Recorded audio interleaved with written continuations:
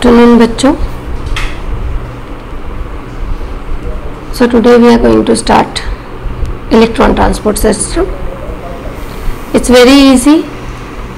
जो पॉइंट्स आप लोगों को इसमें आना चाहिए, जो आप लोगों ने करना चाहिए, maximum I tried to cover.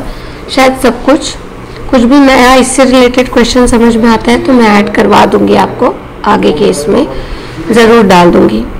तो ETS में सबसे पहले जो स्टार्ट करना चाहिए, पहले तो वो डेफिनेशन, इसका ये डिटेल समझ लो. Where it occurs on the inner mitochondrial membrane.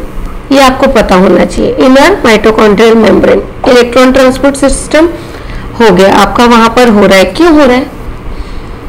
हमने देखा है हमारा NADH, FADH जो बने हैं during respiratory processes, they are the आपके ATM cards which will help you in giving the energy cash, energy currency, that is your ATP. तो वो NADH और FADH को हमको ATP में तैयार करना है. वो कहाँ होगा? That will occur in the inner membrane of mitochondria, will undergo ETS cycle, electron transport system.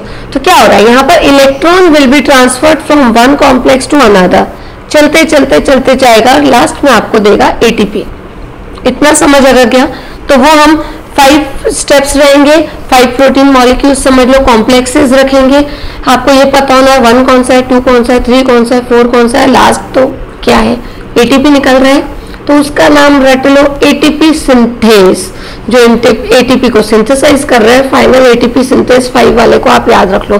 सामने के 4 कॉर्नर में वो मैं स्टेप बाय स्टेप बता रही हूँ आपको, जो इजीली दिमाग में रख लेना है वो भी बता दिया.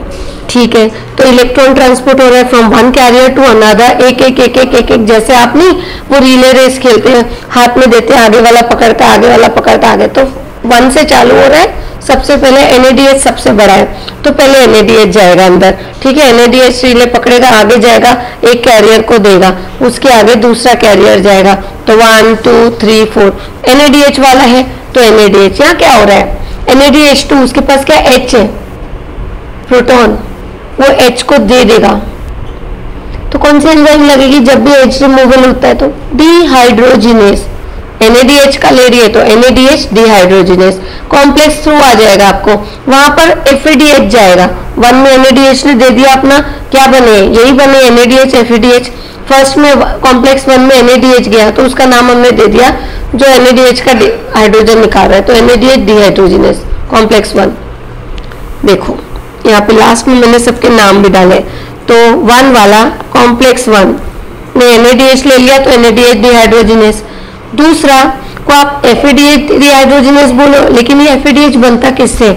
व्हेन सक्सिनेट इज फॉर्म्ड, तो देन यू गेट FADH. तो देखो सक्सिनेट डिहाइड्रोजिनेस, यहाँ पर आपका FADH जाता है, यहाँ पे आपका NADH जाता है.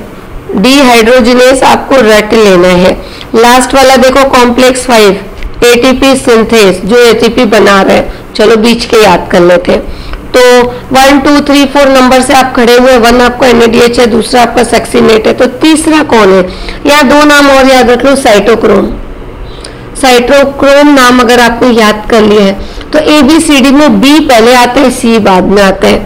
तो जो थर्ड कॉम्प्लेक्स है उसको दे दो साइटोक्रोम. इसको आप C करेक्शन कर लेना. ठीक है.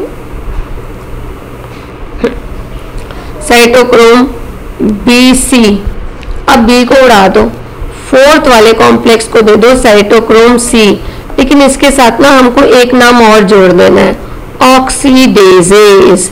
पहले आ रहे डिहाइड्रोजिनेस, हाइड्रोजन, अब आगे एक ऑक्सीजन वाला बीच में. तो कॉम्प्लेक्स 4 इज साइटोक्रोम. नाम तो याद ही रखना है, C डालना है, B को भूल जाना है, ऑक्सीडेज डालना है. ठीक है. यहाँ पर साइटोक्रोम 4 में देखो एक ऑक्सीडेज अलग आया नाम. ठीक है. तो और एक चीज हमको क्या याद रखना है, ये जो साइटोक्रोम C है, ऑक्सीडेज है, उसमें you have cytochrome A and A3, 2 चीजें हैं. And you have 2 copper centres. और जहाँ कुछ एक्सेप्शन आता है, नीट वालों को वही मज़ा आता है, तो मैं उस चीज़ को नहीं छोड़ती हूँ। मैं ऐसे हर एक्सेप्शंस को ज़रूर कवर करती हूँ, क्योंकि मुझे पता है वो कहीं भी उनकी चॉइस हो सकती है। तो पूछ सकते हैं 2 कॉपर सेंटर्स कहाँ पे है, बच्चे घूम जाएंगे, क्योंकि वो लाइन तो अक्सर हम स्किप कर देते हैं। 1 2 3 4 कॉम्प्लेक्स सब याद कर लेते हैं, लेकिन उस कॉम्प्लेक्स में ए और A3 है, लोग ध्यान नहीं देते। अच्छा, या पढ़ लेते हैं लेकिन वो यहाँ नहीं डालते हैं। हाँ, मैं तो डालती हूँ भैया। तो साइटोक्रोम A और 3A3 होता है, A2 का कोई लेना देना नहीं है, एंड 2 कॉपर सेंटर्स भूलना नहीं है। अगर आपको ये 5 चीज़ें पता चल गई हैं तो ETS साइकिल में अब हमारा कुछ नहीं बचा। ठीक है, चलो पहले देख लो। NADH डिहाइड्रोजिनेस, यहाँ लिख दो NADH dehydrogenase. This is your complex number 1। ठीक है, बेटर आई डिलीटेड।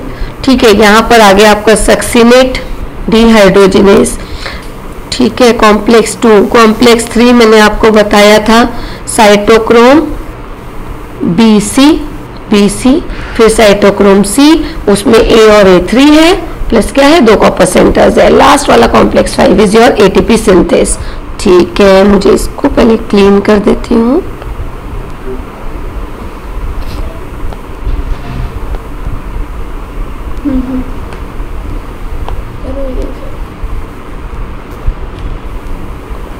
यहाँ गंदा करने की कोई ज़रूरत नहीं है, बच्चे सब जान जाएंगे। ये नोट्स उनके उन्हीं के हिसाब से रहे, वही अच्छा है। ठीक है, एक second, one more thing to be clear. Okay, चलो, अगर 5 कॉम्प्लेक्सेस आपको आ गए हैं तो कुछ नहीं है, यहाँ पर NAD जाएगा, उसके H छीन लिए जाएंगे और वो बाहर दे दिए जाएंगे। इसके बाद यहाँ पर FADH जाएगा, उसके H छीन लिए जाएंगे, लेकिन वो आगे फॉरवर्ड होके यहाँ से निकलेंगे। ठीक है, बाद में बच रहे यही है, इलेक्ट्रॉन ट्रांसपोर्ट सिस्टम कैरियर लेता जाएगा, आगे जाता जाएगा। यहाँ से जाएंगे साइटोक्रोम C, यहाँ से जाएंगे, यहाँ से घूमेंगे, यहाँ से निकलेंगे। जब वो आ रहे हैं कॉम्प्लेक्स 5 में, अब यहाँ पर आपका प्रोटॉन ग्रेडियंट बढ़ जा रहा है। ये H आपको मेन देंगे ATP। When 2H will pass through this complex 5, per molecule of 2H you will get 1 ATP molecule। ठीक है, अच्छा, इसका एक डायग्राम मैंने डालने की हूँ। Protein membrane, you have F0 and you have F1। यहाँ F1 में आपका ATP सिंथेस होता है। When this H passes through this and when it passes through this, then you get ATP molecule। ठीक है, यहाँ पर आपका होता है F0, यहाँ पे होता है F1।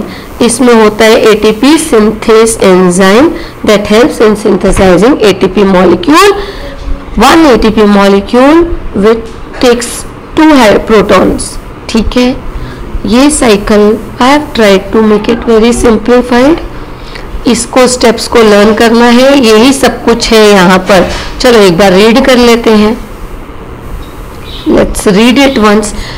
ETS electron transport system occurs in the inner mitochondrial membrane, ये पता होना चाहिए। It's a metabolic pathway, yes, through which electron passes from one carrier to another and finally passed on to oxygen to form a water molecule। Hydrogen जैसे ही बाहर आए, it will combine with oxygen and form water molecule। ठीक है, ETS is a step in respiratory process and it releases and utilizes energy where which is stored in NADH and FADH। हमने उन्हीं का काम किया। सो चलो देखते हैं कैसे होता है। Electron from NADH produced in the mitochondria during TCA cycle is oxidized by NADH dehydrogenase। When you are removing hydrogen, it means that that particular element or compound is getting oxidized. Removal of hydrogen is oxidation, addition of hydrogen is reduction. तो oxidize हो रहा है, तो yes, it is getting oxidized by an enzyme NADH dehydrogenase, that is a complex one, whereby electron then transfer to ubiquinone. ठीक है, this is present in the inner mitochondrial membrane. अभी ubiquinone क्या करेगा, आगे दे देगा कॉम्प्लेक्स 2 में, complex 1 और 2 के बीच में बैठा है यूबिक्विनोन, इधर से लेगा आगे पास कर दिया, प्लस कॉम्प्लेक्स 2 में और कौन जा रहा है, कॉम्प्लेक्स 2 में जा रहा है FADH. तो देखो the reduced ubiquinone is again oxidised by the transfer of electron to cytochrome C then via BC. C बाद में आ रहा है तो via BC. Okay, this will go to which is the complex 3.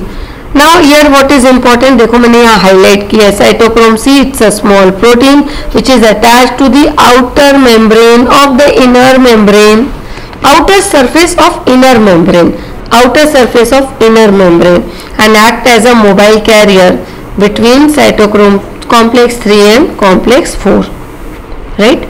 अब complex 4 क्या कर रहे हैं, that is complex C, oxidase है, बताया था एक अलग याद करना, इसमें आपका अल्फा एंड A3, तो मैंने वहाँ A एंड A3 लिखा है, उसको आप अल्फा और अल्फा 3 बोले तब भी it is same with 2 copper centres, right.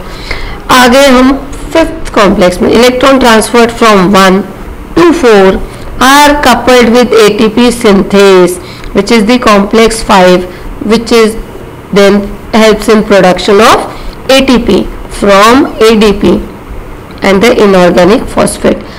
ADP combines with inorganic phosphate will give you ATP. तो बस वही है, मुझे नहीं लगता इसमें कुछ ज़्यादा कंफ्यूजन कर रहे हैं, ये हम बता चुके हैं. नाउ यहाँ पर हमने लास्ट में देखा 2H which पर मॉलिक्यूल जो रिलीज हो रहे combines with O and that gives you O2. Yeah, role of this oxygen we are talking about. Role of this oxygen is not much important, but still important. How? It is vital. और again कुछ अलग को भूलना नहीं, वहाँ बोल देंगे वो कि ऑक्सीजन बहुत इम्पोर्टेंट है, हम बोल देंगे हाँ इम्पोर्टेंट है, तो यहाँ NCERT में बोला है it is not much important, but it is vital. Why and how? As it helps in removal of hydrogen from the system and this system is driven on. System को continue रखने के लिए hydrogen को निकालते जाना पड़ता है ताकि और H न आए और H पास होए और ATP आपको मिले. तो how it is important we should know. It is not of much important, yes we should know, but still vital. हर एक वर्ड का अपना वैल्यू है. So therefore oxygen acts as a hydrogen acceptor.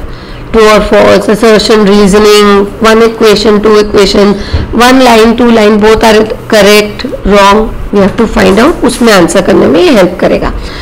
Unlike photophosphorylation where it is light energy which is that is utilized for production of proton gradient for phosphorylation, in respiration this energy we get from the oxidation reduction reaction. ठीक है, therefore this reaction is called as oxidative photophosphorylation. Oxidative phosphorylation photo नहीं आएगा. ठीक है, last एक चीज आ रही है इसमें, रेस्पिरेटरी कोशेंट. ये याद रखना, क्वेश्चन ही आता है. Volume of CO2 evolve to volume of oxygen. जितना आपने लिया वो नीचे आ रहा है, जितना आपने CO2 ड्यूरिंग रेस्पिरेशन दिया वो ऊपर आ रहा है. So volume of CO2 upon volume of oxygen. ठीक है, so here we end up with ETS system. इससे रिलेटेड ऑलमोस्ट सारा क्वेश्चंस मैंने इन्वॉल्व करने की कोशिश किया है. कुछ अलग लगेगा तो मैं ऐड करवा दूंगी. Till then bye bye, see you all.